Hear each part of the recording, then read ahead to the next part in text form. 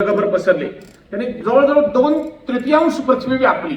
इकडे उपगणस्थान म्हणजे अफगाणिस्तानापासून इकडे मग सगळा भाग, चीन, कोरिया, जपान, इकडे दक्षिण ब्रह्मदेश, इंडोनेशिया, सिंगापूर, खालची सगळेच प्रांत, जावा, सुमात्रा, या सगळीकडे आपण पसरलो.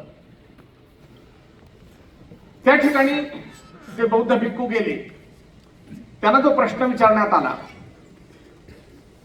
की तुम्ही जे उपदेश करतात तेच आमचा उपदेश, तेच साधू आमचा उपदेश घेतात, म्हणजे आम्हाला ते देतात, तोच उपदेश, तुमच्यात आणि आमच्यात फरक काय आहे? तेव्हा आपल्या साधूनं म्हणजे भिक्खूनं दिलेलं उत्तर असं आहे की तुमच्याकडे जे जे लोक साधू संत म्हणून येतात ते सगळं सांगतात, ते तुम्हाला कळतं, वळत नाही. वळवायचं टेक्निक आमच्याकडे आहे, त्यानेच योगा. कारण हे नुसतं सांगून ऐकून चालत नाही.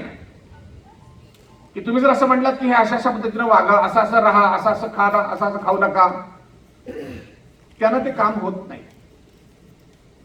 आपल्याला या सिद्धांतापर्यंत यावं लागतं की शरीर आणि मन वेगळ्या पातळीवर एकच आहे, इथपर्यंत तो सिद्धांत जातो. आणि त्यामुळे कुठेतरी तुम्ही ट्रीटमेंट देणार, त्याचा जो उपाय करणार, तो उपाय तुम्ही शरीरावर केला की मनाला पोचतो, मनावर केला की शरीराला पोचतो. आणि त्यामुळे आमच्याकडे त्यातलं टेक्निक उपलब्ध आहे. सुदैवानं हे जे टेक्निक भारतात उत्पन्न झालं ते आता तर जगभर खूप मोठ्या प्रमाणात गेलेलं आहे. त्याचा प्रारंभ जो झाला तो स्वामी विवेकानंद यांच्यापासून झाला अर्वाचीन काळामध्ये. इसवी सन 1300 ते 1800चा काळ मानला जातो, हा मध्ययुगीन काळ आहे. पण पुढच्या काळामध्ये 1893ला त्या ठिकाणी विवेकानंद गेले. पुन्हा तोच प्रश्न, तुमच्यात आणि आमच्यात फरक काय? विवेकानंद म्हणाले, तुम्ही पाश्चात्य लोक उत्तम पशु आहात. धाडसाचे विधान आहे. पण चांगला मनुष्य पाहायचा असेल तर भारतात या.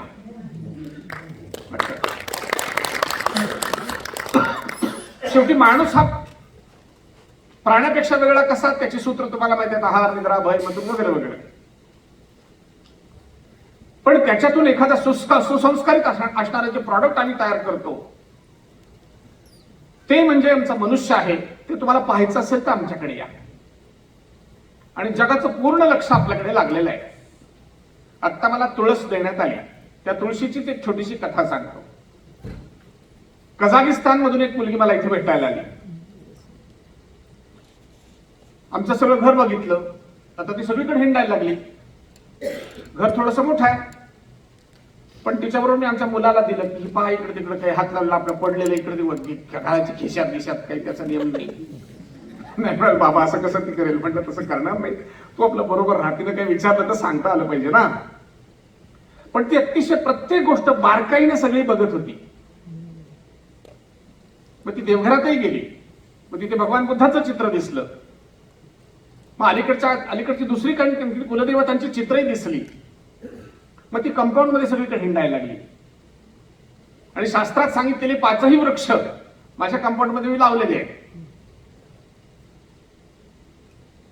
आणि त्याच्यात तुळसही दिसली.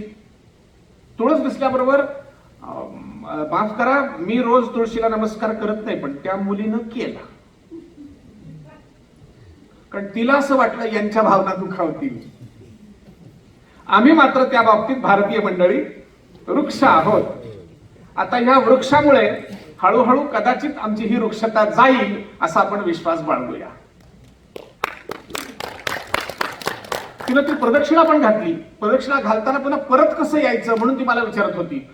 जसं घातलं तसं तिथं आहे तिथं उभं राहा, मी परत यायचं पुन्हा काही टेक्निक असतं का, मलाही माहित नव्हतं. मग मी तरी सुद्धा सांगितलं की जशी गेलीस ना तशी परत ये. सांगायचा हेतू असा, जग या सगळ्या गोष्टींचा अतिशय बारकाव्यानं विचार करीत आहे. आणि म्हणून आपल्याकडचा आता मी सिलेबस सगळा वाचवतो, त्याच्यातला जो रिसर्च आहे हा भाग आपण अतिशय जोरकसपणे पुढे नेण्याची आवश्यकता आहे. जगात याचा मोठ्या प्रमाणावर रिसर्च चालू आहे. आता ऑस्ट्रेलियामध्ये डॉक्टर गंधार मंडलिक यांचा PhD पूर्ण झालंय. आता प्रदान होईल पुढच्या महिना 2 महिन्यामध्ये. परवा त्यांचं इथे एक व्याख्यानही झालं की विविध प्रकारची आसनं किंवा प्राणायाम किंवा योग केल्यानं शरीरामध्ये हसलं की काय होतं, रडलं की काय होतं, ताणात असलं की काय होतं, आनंद झाला की काय होतं, दुसऱ्याला नुसतं एखादी वस्तू दिली त्यानं काय होतं, तर त्यावेळेला वेगवेगळी प्रकारची रसायनं ही आपल्या शरीरात स्त्रवत असतात. May be they are ductless glands or ducts with duct glands, असं काही का असेना, पण हे त्याच्यातनं स्त्रवत असतं आणि त्याच्यामुळे तुम्हाला आनंद होत असतो. तशा प्रकारच्या भावना होतात. आणि म्हणून आपल्याकडे खूप चांगली म्हण पण आहे, घेणं हे शरीराचं अन्न आहे, पण देणं हे आत्म्याचं अन्न आहे. आणि म्हणून आपल्याकडे त्यातली चढावड लागलेली असते. ग्रामीण भागात काही अंशी तहसील स्थानावर अजूनही ती शिल्लक आहे. आणि ती अशी की आपल्याकडच्या स्वयंपाकघरातलं, आता बुटकुलं हा शब्द कळेल की नाही मला माहित नाही, पण छोटं भांड मुलांसाठी वापरलं जाणारं दुधाचं, तर तेवढं भरून कालवण हे ठरलेल्या ठिकाणी कुठे ना कुठेतरी द्यायचं. मीच ते काम माझ्या घरातलं करत असे. आमच्या गावाकडे जिथे समाज अशा अनुसूचित जाती जमातीचा समाज होता, अशी एक वेगळी वस्ती सगळ्या गावांमध्ये असते, तशी आहे. स्वयंपाक झाला की आमची आई तिच्या मैत्रिणीसाठी, तिला लाली म्हणायची, जात मुद्दाम सांगत नाही, एवढं पुरे आहे की अनुसूचित जाती जमातीतला तो विषय आहे, पण मला ती द्यायची. आणि मग समोरून मला जाताना बाकीचे कोणी हटकतील म्हणून मला मागच्या दाराने मी जाऊन त्या लाली मावशीकडे जाऊन नेऊन ते देत असे. आणि त्यामुळे त्यांचं जे बॉन्डिंग आहे हे फार जवळचं असायचं. आणि त्यामुळे हे जे देणं हे आत्म्याचं अन्न आहे, त्यालाच आमच्याकडे दान असा शब्द आहे. आणि धर्माची व्याख्या करत असताना योगशास्त्रामध्ये दान हा एक मोठा स्वतंत्र विषय आहे. म्हणून आपल्याकडे महापुरुषाचं वर्णन करत असताना तो दानी कसा आहे असंही सांगितलं जातं. मला सांगायचं हे आहे की भारतीय समाजाची ही सगळी रचना त्यामुळेच एका दुसऱ्या मुद्द्यावर येते, ती अशी की विज्ञानालाच धर्म मानणारा समाज एकमेव जगातला आहे, आणि तो म्हणजे आपला भारतीय समाज आहे. लक्षात घ्या. रिसर्च फक्त मधल्या काळात जो बंद पडला तो आता पुन्हा व्हायची आवश्यकता आहे, तो व्हायला लागलाय. त्यातली सुद्धा अनेक कथाग्रंथ बाहेर येत आहेत. मी पाणी हा माझा विषय होता, मगाशी त्यांनी परिचय करून दिला. मी याच विद्यापीठातला उपकेंद्राला होतो धाराशिवला. त्यावेळेला तिथे मला वराहमिहिराचा ग्रंथ मी तिच्या सिलेबसला टाकला होता. इसवी सनाच्या 4थ्या शतकातला आहे.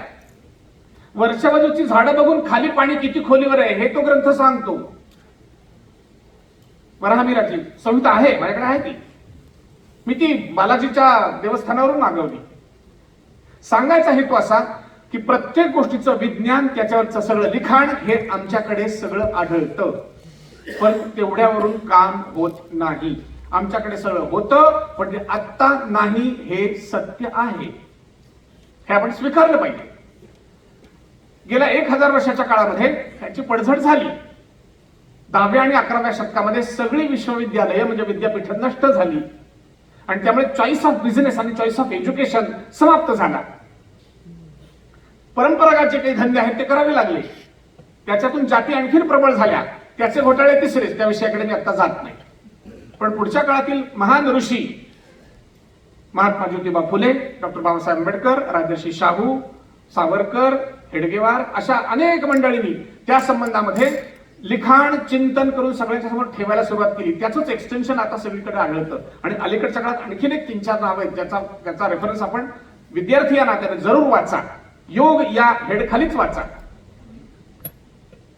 विवेकानंदांच्या संबंधात मी बोललो, त्याच्यानंतरच्या आगेमागेच असणाऱ्या काळामध्ये महर्षी दयानंद आहे. महर्षी दयानंद थोडेसे आधीचे. त्यांनी याच्या संबंधात सत्यार्थ प्रकाश लिहिला आणि त्याच्यातूनही यातलं विज्ञान प्रकट केलं. अर्थातच हे वेदांच्या आधारावर. पुढच्या काळात आपल्याला दिसतात ते योगी अरविंद दिसतात, जे पांडिचेरीला जाऊन राहिले. 1950च्या दरम्यान ते गेले. मला सांगायचा त्यातला हेतू असा की योगी अरविंद, त्याच्यानंतर थोडस अलीकडे याल तर रमण महर्षी आहेत, तमिळनाडूचं उत्तर क्षेत्र. त्या रमण महर्षींच्या आश्रमात राहून गेलेले एक गृहस्थ अतिशय अचानक मला नेदरलँड्स मध्ये भेटले. नेदरलँड मध्ये वेगळ्या एका कॉन्फरन्ससाठी असाच गेलो होतो. जेवायच्या वेळेला अचानक एक ग्रस्त समोरून आले आणि मग नेहमीप्रमाणे भारतीय पद्धत आहे, कुठले आहेत तुम्ही असं म्हणायची पद्धत आहे. त्यामुळे मी त्याच पद्धतीने त्यांना विचारलं, वेअर आर यू फ्रॉम. त्यांनी सांगितले की आफ्रिकेचा कुठला तरी देश सांगितला, पण नाव आय मीन नेदरलँड्स. आणि मग चर्चा सुरू झाली, कारण मी त्यांनी लिहिलेलं एक पुस्तक वाचलं होतं, अयोध्या अँड आफ्टर. त्याचं पुन्हा मराठीत भाषांतर झालंय, हिंदू समाजासमोरील आव्हाने. ते माझं फेवरेट पुस्तक होतं, ते वाचलं होतं. मी त्यांना म्हटलं की are you the same person. या I have written that book. आणि मग बऱ्याच वेळाच्या गप्पा चालल्या. ते सांगत होते, तुमच्याकडच्या प्रत्येक गोष्टीच्या संबंधात तुम्ही संशोधन करून जगाला सांगायला सुरुवात करा. त्यातला बहुतेक सगळा भाग जगाला आजही लागू होईल. त्यातलाच एक योग या विषयावर एक थोडीशी चर्चा झाली. मग म्हणलं, पण तुम्ही रमण महर्षींच्या तिथे कसं काय राहिला होता? 3 वर्ष 4 वर्ष तिथे राहिले. आणि त्यांनी लिहिलेल्या गोष्टी आहेत ते पुन्हा आपल्या विषयाशी संबंधित आहेत. रमण महर्षींच्याकडे एकदा गोशाळा बांधायचा योग आला आणि गोशाळेचं उद्घाटन होतं. त्या उद्घाटनाच्या वेळेला स्टेजवर माणसं होती, पण स्टेजच्या तिथे एक गाय येऊन उभी राहिली. व्हॉलंटियर्स होते, त्यांनी त्या गायीला मारायला सुरुवात केली.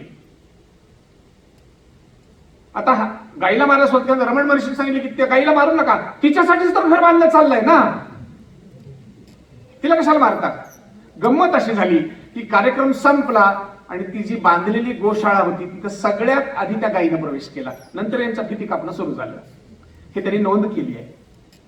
मला हे एवढ्यासाठी इथं सांगायचं आहे की इतकी एकरूपता आजूबाजूच्या सगळ्या चराचर सृष्टीशी आपण ज्या आधारानं करू शकतो ना, त्याचं नाव पुन्हा योग आहे. मला बऱ्याच वेळेला आश्चर्य वाटतं की ते कौरव पांडवांचं युद्ध सुरू व्हायच्या बेतात आहे. सगळे मिळून 51 लाख लोक आहेत युद्धाच्या वेळेला. त्याची 18 अक्षवणी त्याचा हिशोब मी काढला. 51 लाखाच्या आसपास फौज संपूर्ण ते पानिपत परिसरात सगळी पसरलेली आहे.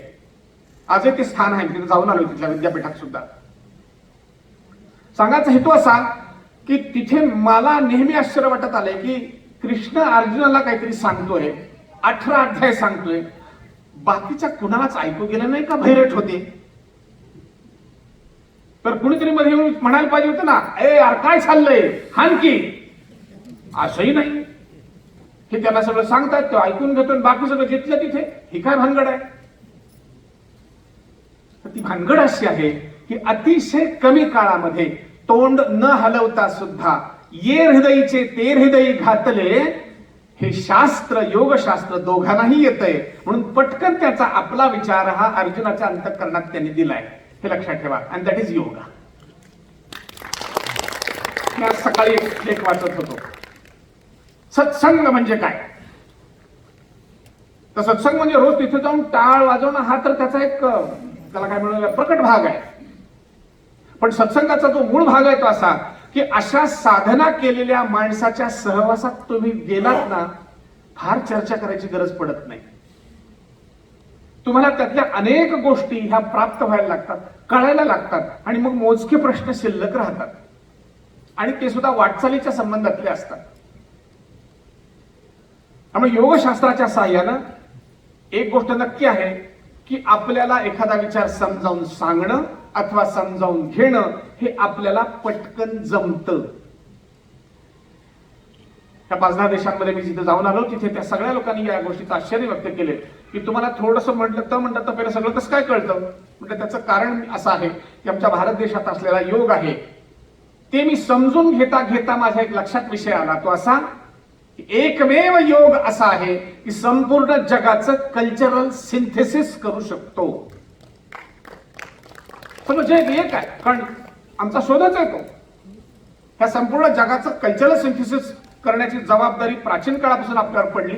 आपण ती पार पाडली, आपण ती सगळीकडे नेली, सगळ्यांना ती आवडली आणि त्याचे अवशेष आज जगभर दिसतात.